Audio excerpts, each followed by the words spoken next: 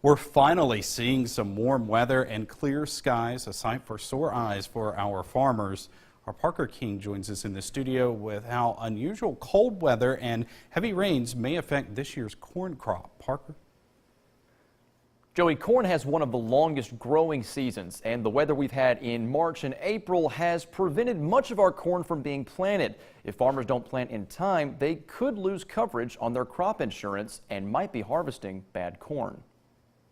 It's just been a wet, cold spring. And now that it's warming up, farmers take to the fields to get their corn planted as fast as possible. If they don't get it planted in time, they might miss the deadline for their crop insurance. Farmers have a deadline associated with insurance, crop insurance for planting different crops that they grow. For the northern counties in our area, the cutoff is May 10th.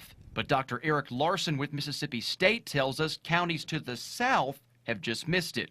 It was April 25th. That's dates when historically yields will begin to decline after that time period and productivity may suffer. Larson says this corn was planted on April 13th, 2 weeks before the deadline. But because of the weather we've had this year, the corn's not as big as he'd like it to be. This year we've had extremely wet, rainy, and cool growing conditions since March, when we'd like to begin planting corn, and extending through the month of April. District 5 Supervisor for Calhoun County, Tony Morgan, plants corn along with other crops, but says he won't be planting as much corn as he normally does. I did get probably 3/4 of the corn I wanted to plant. I done started planting beans. I didn't want to take a risk on planting a bunch of late corn and have a dry July and August when it's trying to make. The corn acreage will probably decline somewhat because of the farmers weren't able to plant their intentions that they wanted to because of the environmental conditions. Morgan did say he's already planted some corn,